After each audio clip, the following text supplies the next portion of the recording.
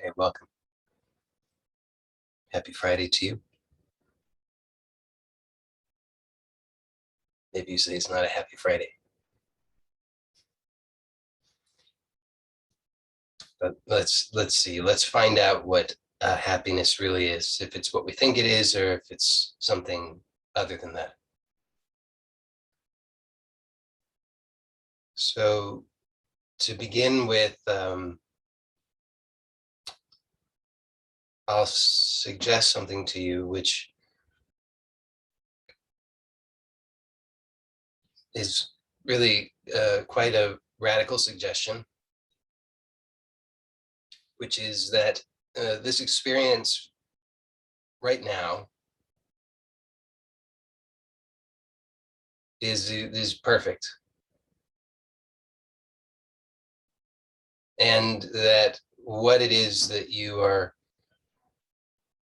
unconsciously, or at best semi-consciously, doing is attempting to change this experience or fix the experience because you have a judgment that this experience is incorrect. This you think this should not be happening. This is not the right thing. This should not be. And maybe you have that sense to a very strong extent. Maybe you are very certain that absolutely this should not be happening, and you have maybe even have a label for what this is that's happening, and you know that that's a bad thing. Whatever you call it anxiety or depression or anger or fear or grief or frustration or discouragement or disappointment, or on and on and on. Whatever you call it, and understand, when I say it could be any of these things, and then I say whatever you call it, I'm not dismissing that you genuinely believe that it is unacceptable, that this experience is unacceptable. You do. I understand that. I mean, I'm just pointing it out. And as I've said before, I'm not speaking to you from a place of having abolished that kind of thing in my own life. I'm speaking from the direct experience. I'm observing, and then I'm describing it to you and pointing it out so that you can see it too. And this is good news, because what this means is that nothing needs to change in order for you to discover this ever-present freedom. And this freedom is the supreme freedom. It's not a relative freedom. It's not a freedom that can be trivialized at all. It's the supreme freedom. So it's what you are looking for, even though you don't know exactly that you're looking for it, because you think you're looking. Of course, it sounds good, supreme freedom. You think, yeah, that sounds great. I want that. But then you don't understand. And I'm not pointing a finger and saying shame on you. I'm just pointing out something so you can see. You don't understand what that actually means, and you make the mistake. And this must be the case, because this is the only reason why you would be here. So don't think that this doesn't apply to you, because I'm pointing it out because this is helpful if you see it. That you make the mistake of thinking that somehow this doesn't apply to you. You think, no, I understand what it is that I want. No, you don't understand what you want. You make the mistake of thinking that you understand it, and then you overlook what it is that is actually here confronting you. And you do that by giving it a label and calling it bad. You see, so this is this supreme freedom comes in the package that we least expect it to arrive in. And because of that, we can waste a lifetime or many lifetimes looking everywhere else. Where is it? It's not here. This is the problem. This right now should not be. It's got to be somewhere else. Where is it? Oh God, where is it? I've been looking for so long. Why can't I find it? Meanwhile, it's here, it's saying, hey, right here, right here, right here, this, right now. And you say, not this, can't be this. This is the most unimaginably horrific thing. Couldn't be this. This is the problem, not the remedy. Can't be this. So what I'm pointing out is that whether you have a very strong sense that this is an unacceptable experience, or you have a very vague sense that it's an unacceptable experience, in any case, just notice that the strength of that waxes and wanes. But actually, if you are really observant, you'll see that what doesn't wax and wane is the reality of what's actually here. And what's actually here is not what you call it. Because as that sense of the strength of this is wrong, this is bad, this is unacceptable, waxes and wanes, we think wrongly that our experience is changing. But actually, if you look carefully, you'll see fundamentally, I'm not talking superficially. Superficially, of course, everything is changing. But fundamentally, the most fundamental experience is not changing. And yet we make the mistake of thinking that that has changed. And now, oh, things are better now. Oh God, it's so horrible all of a sudden. Oh no, it's here again. Oh, it's so unbearable. Oh, it's okay. It's better now. Oh no, it's terrible again. You see, we play that game, but look carefully, and the reason I'm pointing this out is because whatever thoughts you have about this, you think, oh, if only the circumstances were different. If only I could feel it now, but I'm not feeling it now, so this doesn't apply to me. No, I'm saying whatever you think, it is applicable. It's happening now. So see whether you have a strong sense or a weak sense, or you agree or disagree, or any of these. Set all of that aside and look at what is at the core of this, and you'll see what I'm pointing to, which is that there is this fundamental sense that you have that this should not be happening. Or to put it more the flip side of that is, even if you think, well, this is, I don't really object to this, but it's just not adequate. Something's missing. Something's not quite right. I just need more. I need something a little different. I don't feel quite complete. I feel okay, but not quite there. So you see what I'm saying? Either it's a weak sense or it's a strong sense, but in any case, there's a sense of deficiency, lack, problem, inadequacy, and those are sort of the mild versions, or depression, anger, anxiety, panic, terror, etc. They're all just on a spectrum, and see what is actually happening. What's actually happening is this assumption that this experience presently is wrong. It's the wrong experience. They're like, I don't know why I'm here. You got the wrong guy. This is the I'm supposed to be, I guess, 2 doors over where the good stuff is happening. I don't know why this is happening to me. That's what I'm talking about. This just the sense that something's not right, whether it's a strong sense or a weak sense. Something's not quite as it should be. And what I'm suggesting is it's exactly the opposite of that. This is exactly perfect. It's exactly the right experience. It's exactly what is needed. Nothing else would work. Only this will work. See how powerful this is. Nothing else will work. You look out into the infinity of possibility, because you see, anything could be, right? But this is what is. Anything could be. There's no reason why you should be perceiving yourself to be human, or on planet Earth, or in this time period, or having these sensations, or having this body, or any of the rest of it. I mean, infinite possibilities. And this exactly right now is what's happening. And we say, this is the wrong thing.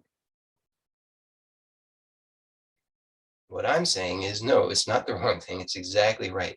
Of the infinite possibilities, this precisely right now is happening. And the mistake we make is to say, this shouldn't be happening. or at the very least, we just dismiss it as unimportant. We trivialize it. Whereas you look at the incredible amount of I mean, it's just overwhelming the amount of organization that is taking place for this precisely right now to be occurring. It should blow your mind that this is happening and not something else. This exactly right now.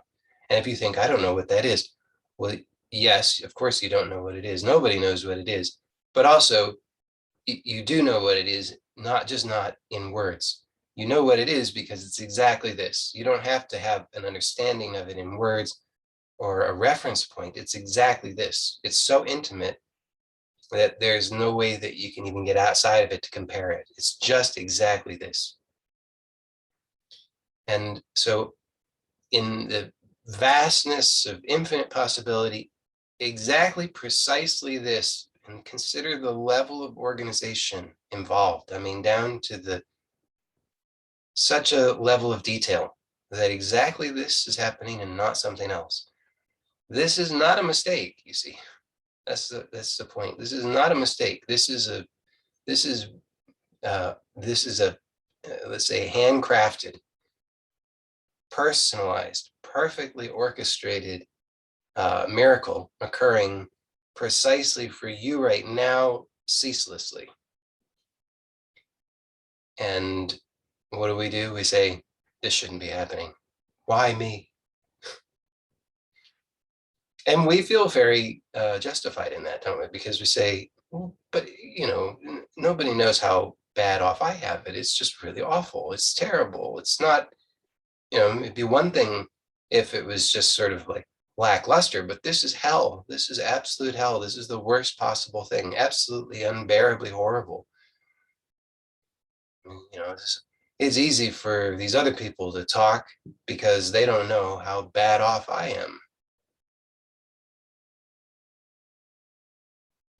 Have I described you?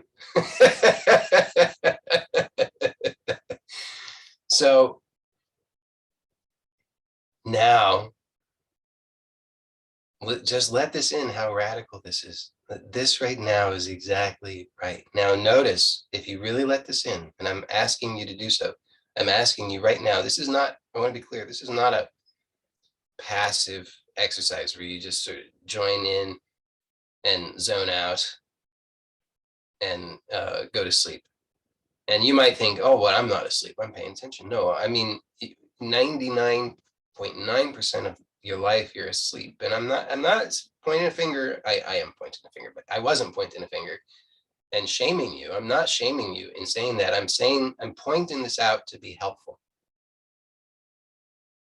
So just notice there's a part of us that, and I'm included in this, so we're all in this together, okay? But there's a part of us that just, you see how quickly it rejects everything? It is so sure that this doesn't apply to me because I have these very special circumstances that exclude me. I'm exempt because, again, I look how hard I've tried. Look how, you should feel sorry for me. Look at how hard I've tried. I'm such a good person. I've done so many things and you just don't know how hard it is for me. I just can't get a lucky break. Just my whole life has just been one tough thing after another. So we exempt ourselves, but we're not really exempted. So all we're doing is prolonging this unnecessary suffering. So I'm pointing it out. And if you are really receptive, if you just allow it, then you'll remain awake. First of all, you have to wake up. Okay. How do you wake up? Just, I snap my finger. I don't know. I don't snap very well, but maybe you can hear that. Just that hearing, the freshness of that, the not knowing of that. Now you're awake. When you're comparing what's happening to what you think you already know, you're asleep. Okay. So to be awake is just to recognize the freshness the not knowing of this presently. And then if you want to take it a step further, as I'm pointing out, to recognize the unthinkable organization involved in this exactly as it is right now, and just to accept that I cannot possibly conceive of that. It blows my mind. It's so vast, so infinite, so huge, and so precise. You see that this exactly right now is happening, this and not something else. And we because we're asleep most of the time, we miss that. We say, ho hum, who cares? Boring, doesn't this, what's he even talking about? This is so dull. What I'm saying is you wake up, notice the freshness and the not knowing of this, and then notice that really the not knowing is infinite. That you don't know anything, but look how vast it is. Look how unimaginably precise it is. It's so precise that you can't even begin to approach the precision of it. What do I mean by that?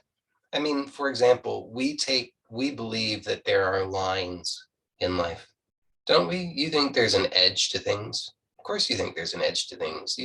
That's how we conceive of things. We think that things have edges. Here's my jar. We all love this.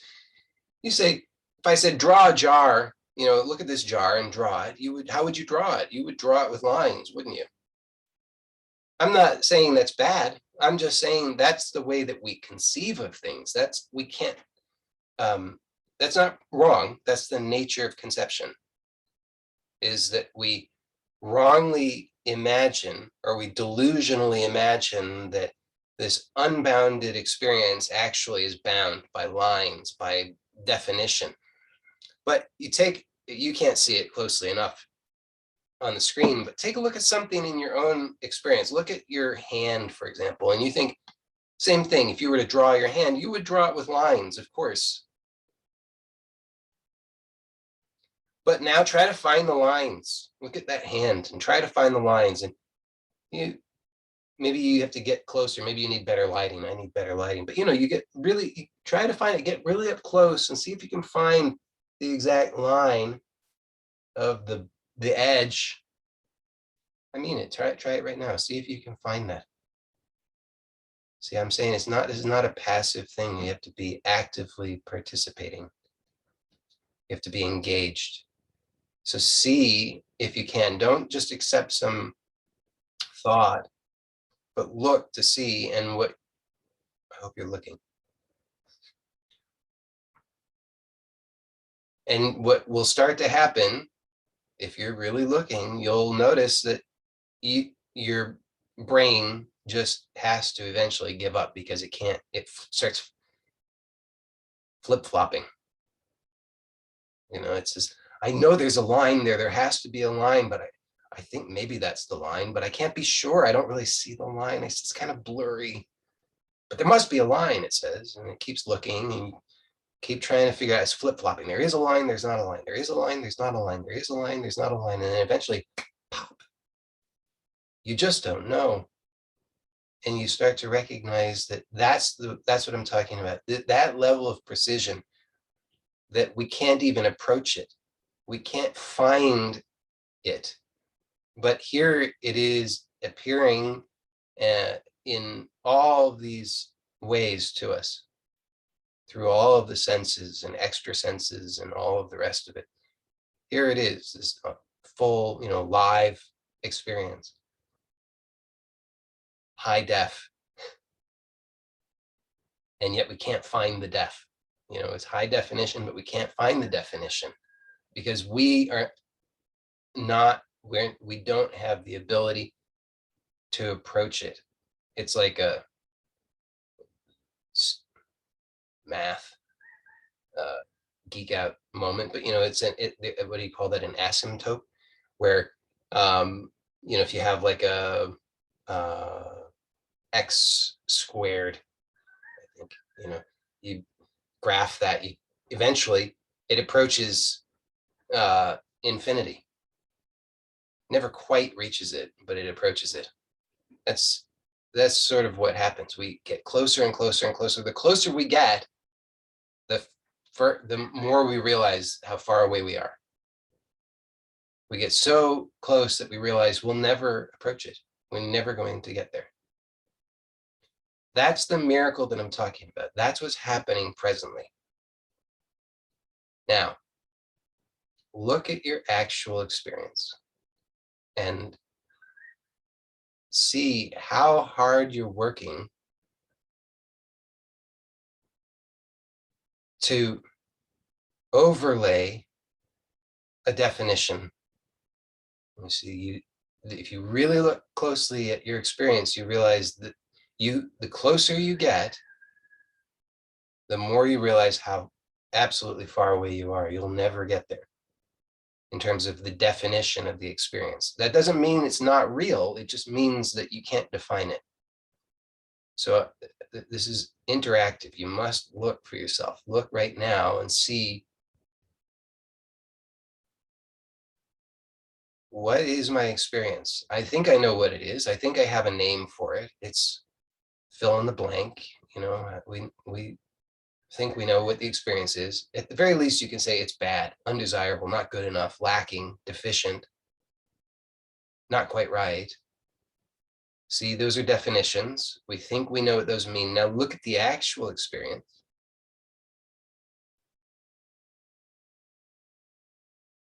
Then don't you notice that the definition doesn't quite fit? Not even quite, it doesn't at all fit. Because the reality of this present experience is that it is completely beyond our capacity to define. And yet here it is appearing. See what I'm saying? It's here it is in high definition. And yet when we look to try and figure it out, we realize, if you're really looking, that we have not even the first clue how to get close enough to it, to touch it, to know what it is called, to know what it is or what it's made of. So now see that there is this chronic, ongoing, habitual, up until now, completely unconscious, but now through the observation, it starts to become slightly conscious, habit of trying to overlay a definition of what's known on the unknowable freshness of this experience. So this is, if you really are following this, if you're really following along, then what will start to happen will be very similar to what I was describing when I said, look at your hand, try to find the definition, try to find the boundary of the hand, try to find the line that outlines the hand. And you look closer and closer and closer, and your brain starts to flip back and forth because it's certain that there's something there, but it can't figure it out. It can't find it. It's certain that it's there, but it can't figure it out. That should be what's happening now when you're looking at your experience carefully, closely, in this open way. And then you also observe this tendency to continually overlay a definition of some kind of certainty, some kind of, I know what this is. Don't try to subvert this, because if you try to subvert it, then you'll miss out on what's available here. Don't just give up. Keep looking until it gives up, until you have to persist in this, because otherwise the doubt remains. You have to keep looking and see this habit that just continues to try and overlay, I know what this is. It must be bad, it says. Must be the wrong experience. I know it's wrong. I know there's something wrong about this. I can't accept this. This is not okay, because if I accept this, then surely I'll go on suffering. And I know I don't want to go on suffering. It says, just see, it throws a fit. It says, I know that this is bad. I know there's something wrong. And it will pull out all the excuses, just like I've pointed to. It will say, this doesn't apply to me. I'm exempt. I'm special because my suffering is unique. If only he knew how awful my experience is, then he wouldn't say these kinds of things. Surely he's not talking to me. He's talking to everyone else, but not to me. So see that, and then notice, what if for just now, like I said, you can't leap over this. So you got to do your due diligence, so to speak. Look until you can't look anymore in this way, and then it will give up. And at that moment, just notice now you don't have, it's like there, you maybe could, if you really tried, maybe, but probably not, but maybe reassemble something, some semblance of that whole mess. But in this moment right now, it's kind of like there's been an explosion or an implosion or whatever you want to call it, however you conceive of it. But there's now, it's like it's all revealed as completely ungraspable. And notice that the experience as it is didn't have to change.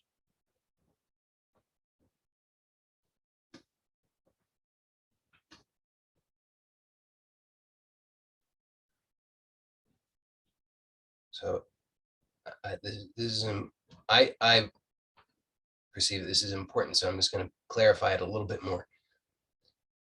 This experience is what I'm talking about is the exactly the same experience that you were calling by a bad name, that you were certain was unacceptable. And what I'm inviting you to see is this awful habit of working so hard to reject it, to fix it, to scheme, to tread water and wait until a miracle occurs tomorrow, and all these other strategies that have been up to now largely, if not entirely, unconscious.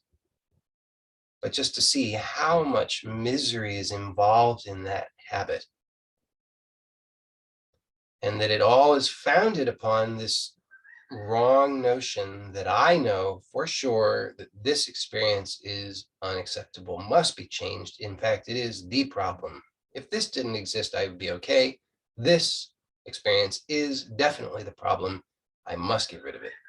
Therefore, all of this scheming and effort is definitely necessary, maybe even more than necessary, because I can't even imagine for even half a second not doing it, because to do so would be death.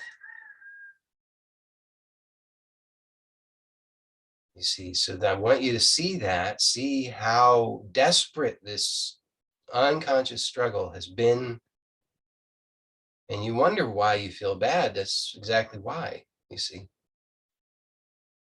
We think we feel bad because this experience shouldn't be happening. But when you look closely, you'll see the actual reason you feel bad is because you're doing, albeit unconsciously, exerting this tremendous effort to resist what is.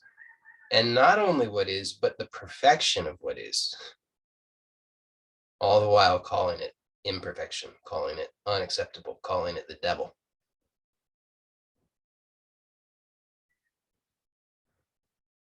So when you really see this, at least for a moment, there's a giving up. And then you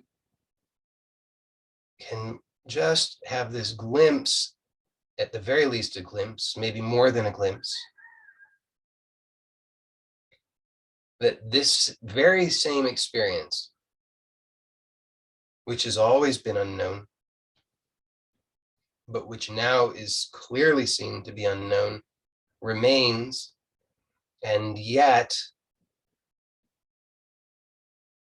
despite all of the delusional notions previously that you must resist it, you must fight against it, or if you don't, you will be tortured and then die. In reality, in fact, right now, tell the truth, you remain. So you are here, this experience is here, the unknown experience is here, you are here. All is not here, at least not in the same way, is that clinging to that flip-flopping, that certainty of, I know what it is, the definition, the overlay. So just for this moment, see this, recognize how radical this is. Remember I said this is radical. It's not, this is completely different from what we normally do. What we normally are doing, because we're asleep, is we're working really hard trying to change our experience because we're certain this experience is unacceptable and we need a different acceptable experience. We think, if only I could get that better experience, then I would be okay. So I hope you're following along with this. Now, what I'm pointing out and inviting you to see directly for yourself, and remember, this is interactive. If you don't look for yourself, if you're just thinking about it and not daring to look,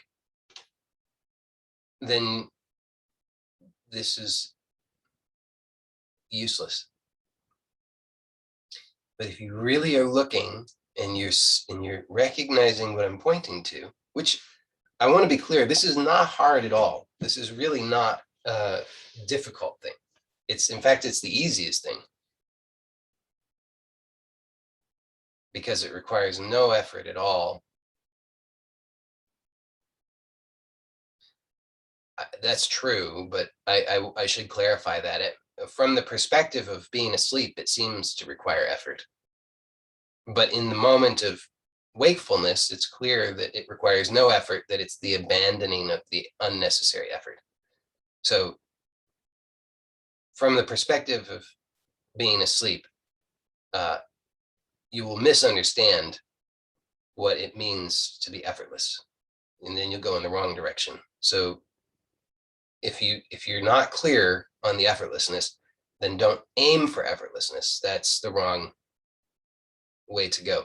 Instead, when you look, as I'm pointing, you will discover that in fact it is effortless, but it will seem effortful from the perspective of sleep. So when you see this, you recognize that this right now requires no effort. It's just the abandoning, which requires the seeing of what had been unconscious. All of that unconscious effort is just to abandon that and to recognize. This is why it's not passive. You can't just stay asleep. You have to be active because there has to be a recognition. So you have to continue to look and see that, as I'm pointing out, that right now, this same experience, which has always been and which has always been unknown, but previously we thought was known, previously thought this was the unacceptable experience, this same experience remains, but is seen to be unknown.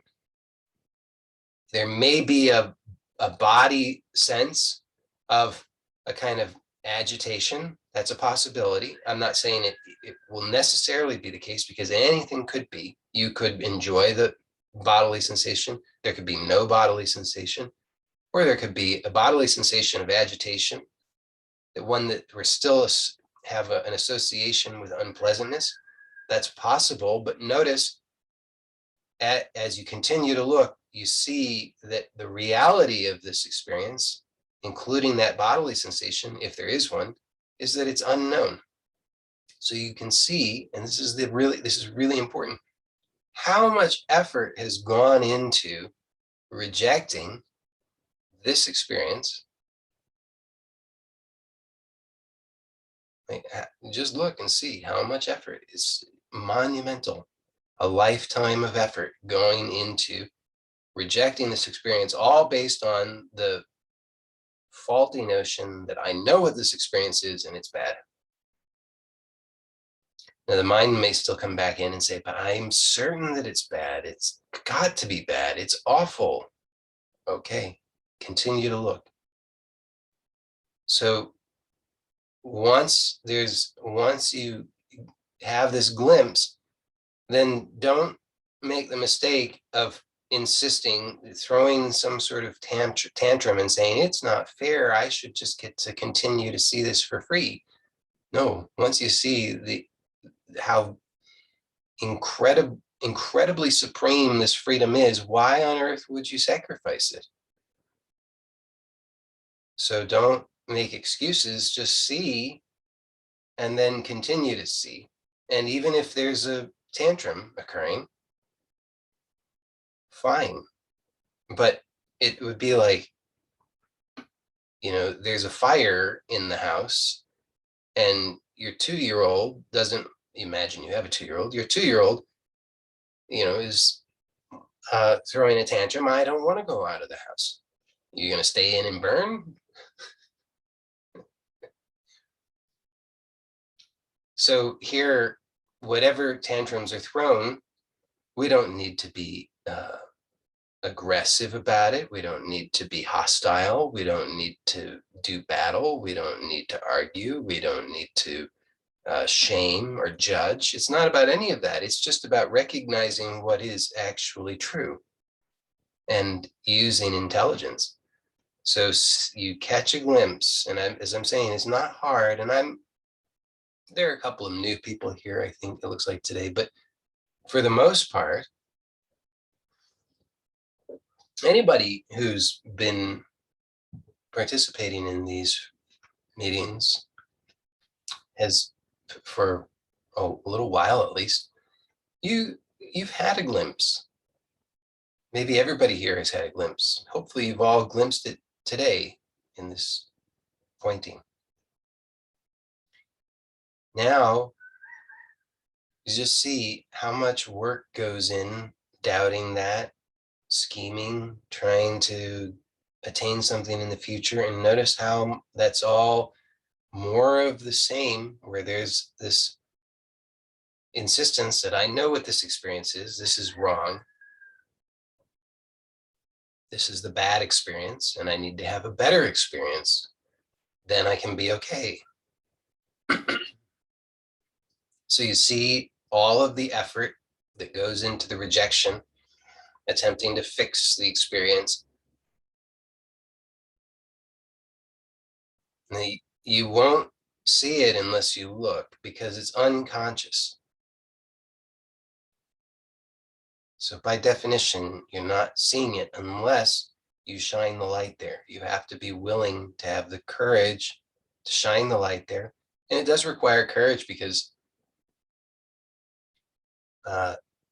as I said from the very beginning, this is a radical suggestion.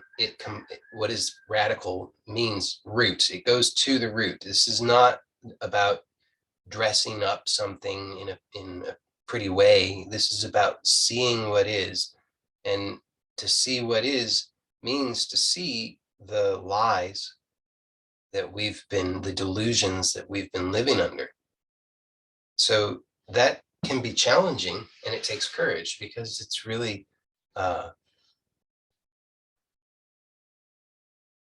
an undoing of this whole structure of who we assumed we were.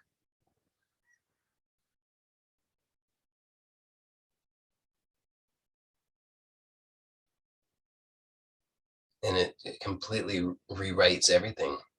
So I hope that's clear. This is a complete rewrite because it's saying the entire orientation from which I have viewed this life has been wrong from the start, not just a little bit, completely. Because it was all based on this assumption that I know what this experience is, that I have the uh, ability to make that, to have that knowledge and make that judgment.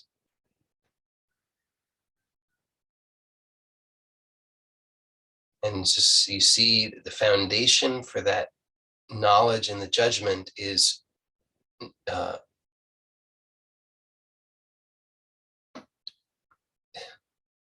it's a non-existent foundation. It's just hearsay.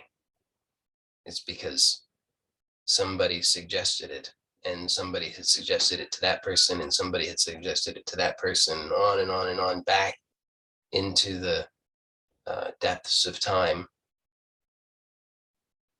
And you see that never was there a solid foundation. You say, but that can't be. I feel bad. I know that. I know it. I understand that, but again, when you really see this clearly, it is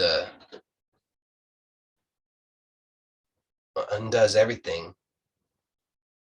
You see that, yes, of course you feel bad, but as I've pointed out, you should feel bad when you see how hard you've been working. You're exhausted,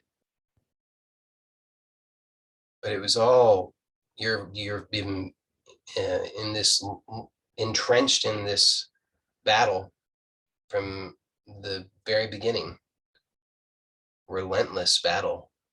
So of course you feel bad. But we make the mistake of thinking, I feel bad because this is the wrong experience. This is bad. This experience is bad. So now, hopefully, now that we can take the blinders off, so to speak, and here we are with this bare experience. Now, as I said, this bare experience, as it is, the reality of this experience is completely unknown.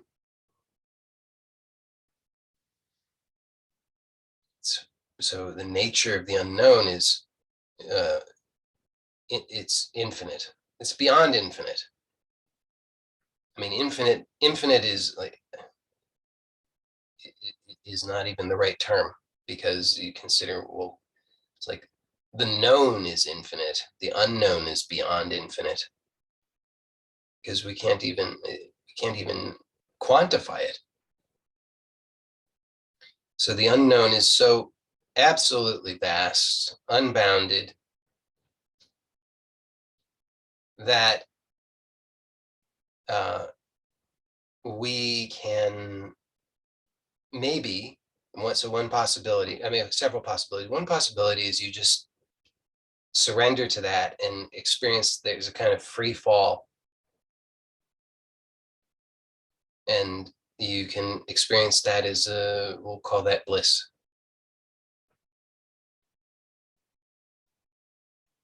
Because you see, it undoes everything. And I think it might have been at the Wednesday group that I made this point, but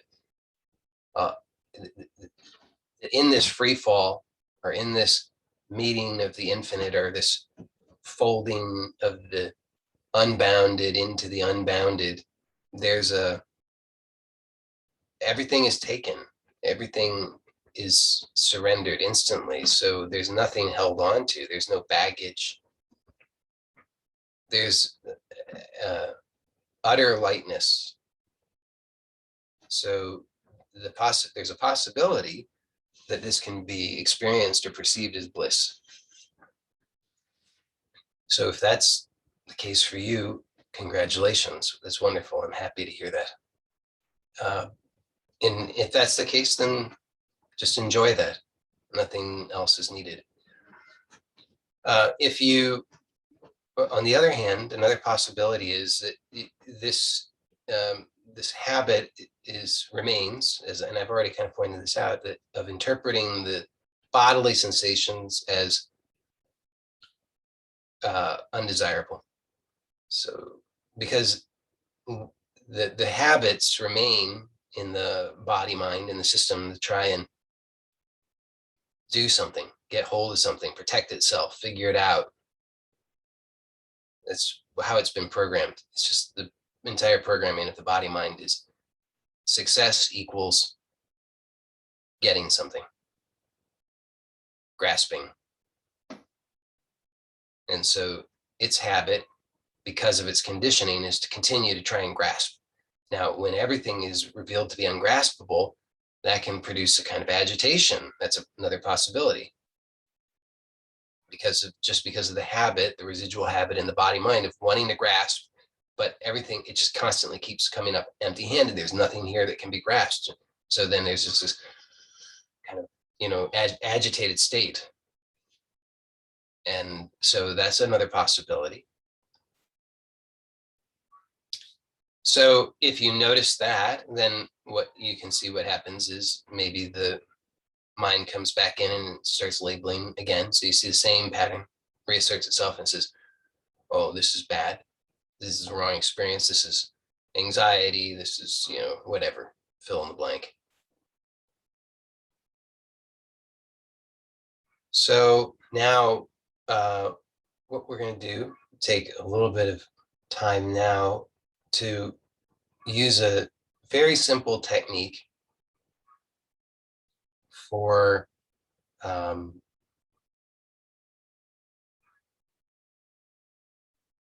we'll say meeting the experience. Okay, so we first and foremost, we need knowledge, true knowledge, correct knowledge, recognition, not the knowledge of things, because that's false knowledge, but the pure knowledge, just in the sense of the recognition of the openness, the not knowing.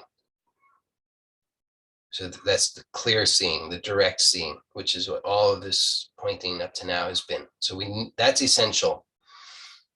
And as I've said, upon that seeing, then there's a possibility that there's already just a free fall in that, and that's experienced as bliss, and that's wonderful. So then nothing's needed.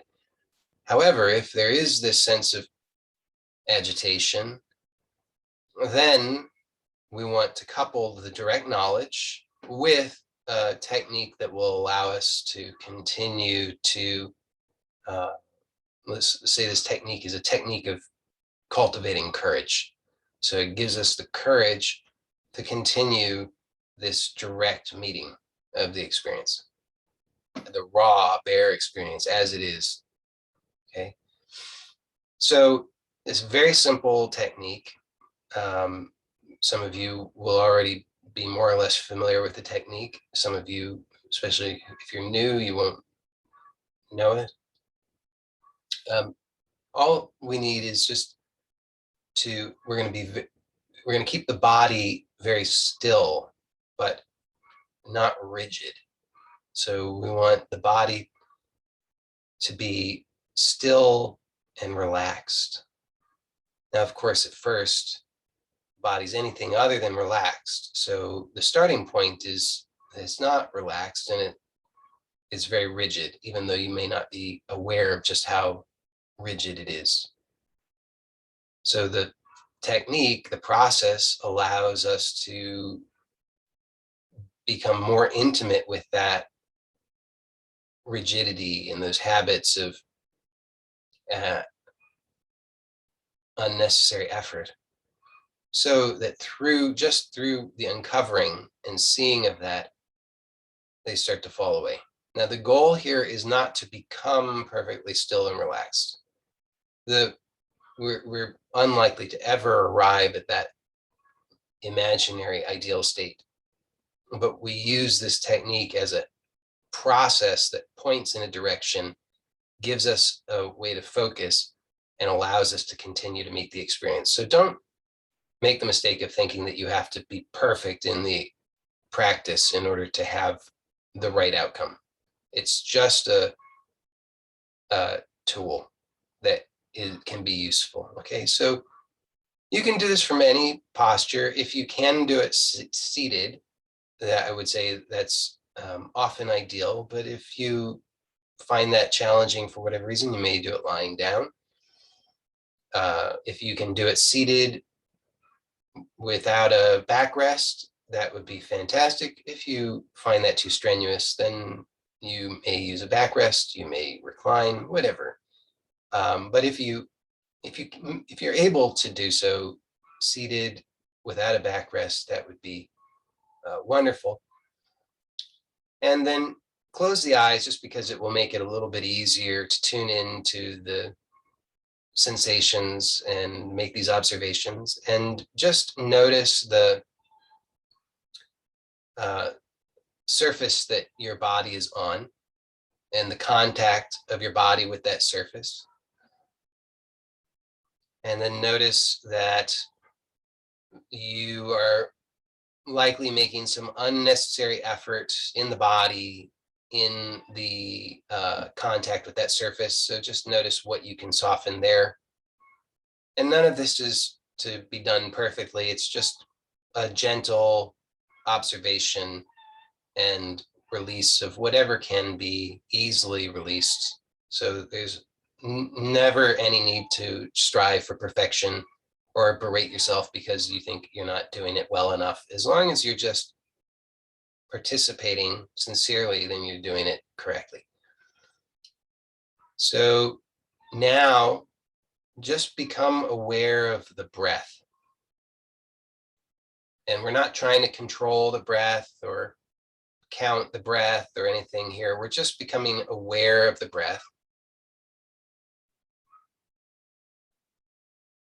And then just have the intention that the breath can be a gentle, smooth breath. Now, again, we're not trying to force anything, so don't try and force that, but just have that as your intention, so that in contrast with that, you notice whatever is wherever the resistance, the hesitation, the spasming, the gasping, the pushing, the straining, and so forth might be in the breath. And just by becoming aware, you can start to gently soften.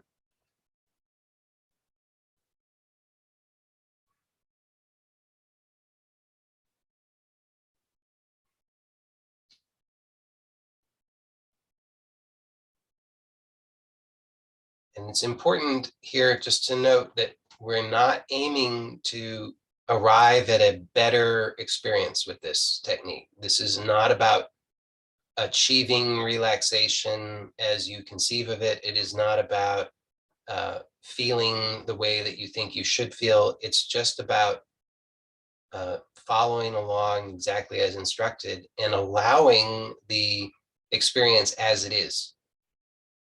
So it's entirely possible and even quite likely that as you are doing this, you're going to encounter the previously unconscious habits that you had for trying to manipulate or control your experience through unconscious control of the breath in a whole variety of ways. And through this simple observation with the intention of gently softening and releasing whatever's unnecessary, never with any strain, always very gently, always just through awareness, without a insistence that it should happen in a particular way, or that it needs to happen quickly, or that anything that's happening is a problem. It's just an exploration with a gentle intention.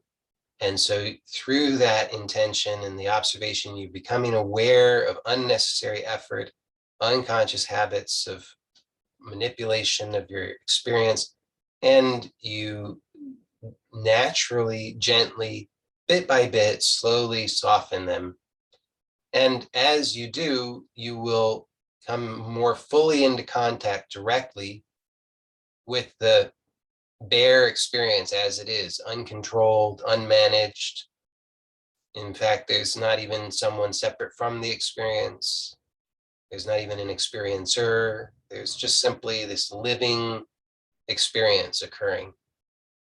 And that you may already be clear on that, or maybe that's not quite clear to you yet. That's fine. Just follow along with these simple instructions. So you're just observing the breath with the intention that it can be smooth, gentle, natural.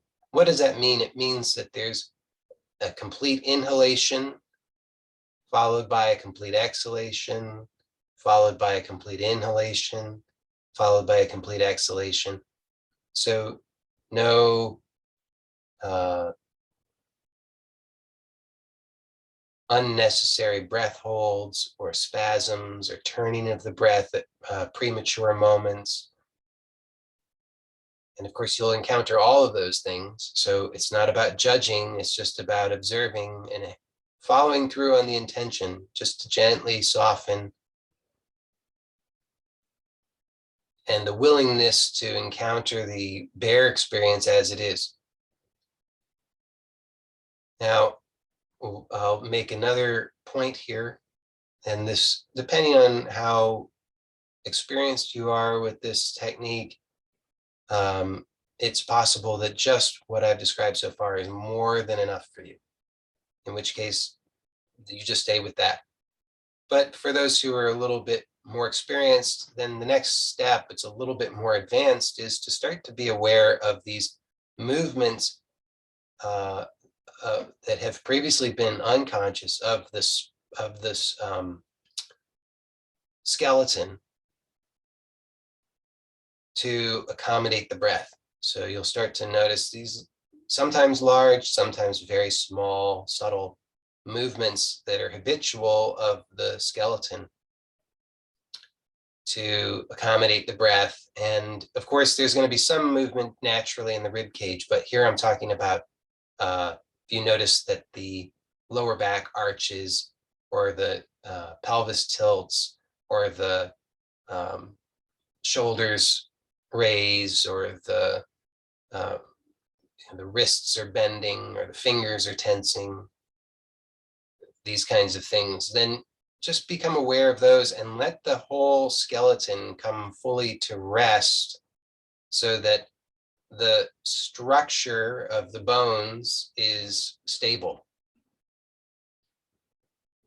So when you do that, you'll notice that, of course, the abdomen still moves, soft tissue still moves in the parts of the torso. There will be gentle, subtle expansion of the ribs, but everything else starts to become more and more stable and still and aligned.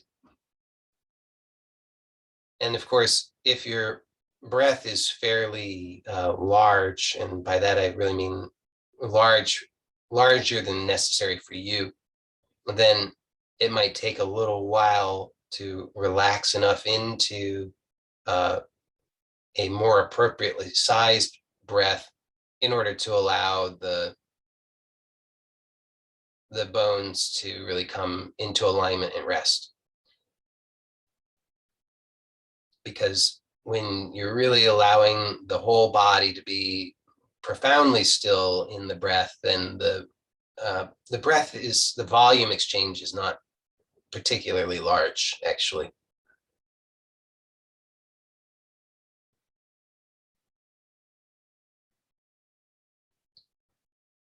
Okay, so we'll transition out of this. So keep your eyes closed. Just going to make a few more points about this as you continue to observe the breath for just another moment, and then I'll guide you out of it. So just notice that this bare experience did not need to change in order to become acceptable. It may, uh, the openness of it may even be more apparent. The ungraspability of it may be more apparent. The enormity of it may be more apparent. The inability to control it may be more apparent.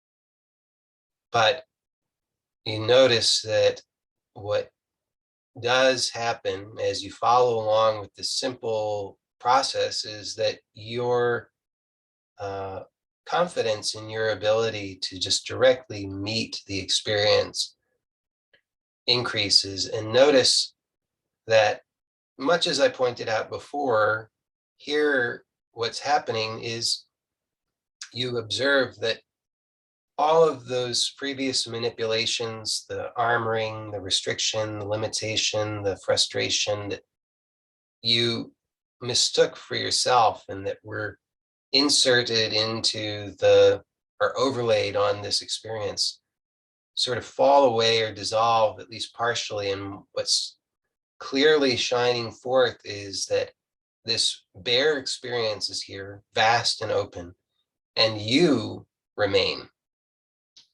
And if you look carefully, you'll see there's no difference between this vastness and you.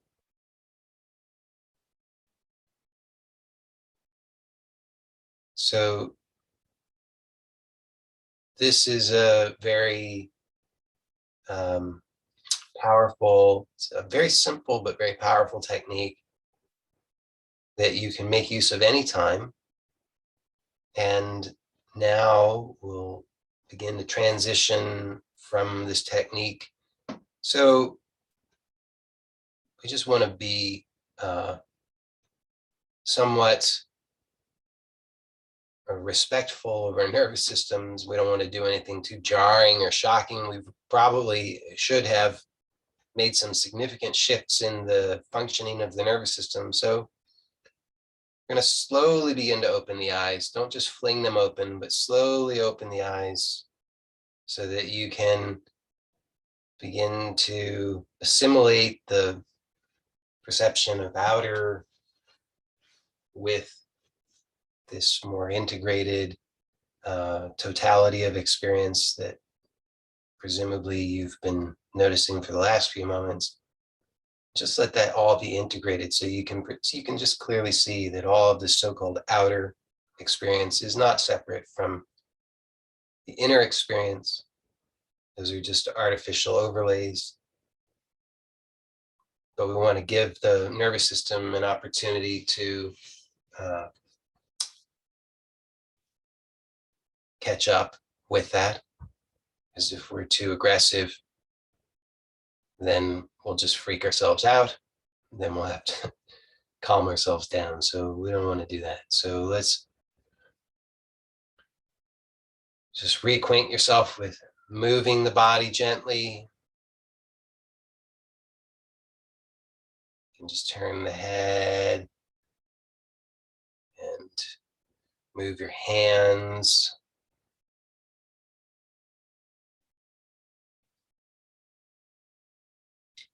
So that's all for the formal portion today. So for those who are here live, we'll stay on for the Q&A. I'm going to end this recording and then I'll switch over a few settings and then I'll let you know when I'm going to start the new recording. So let's do that.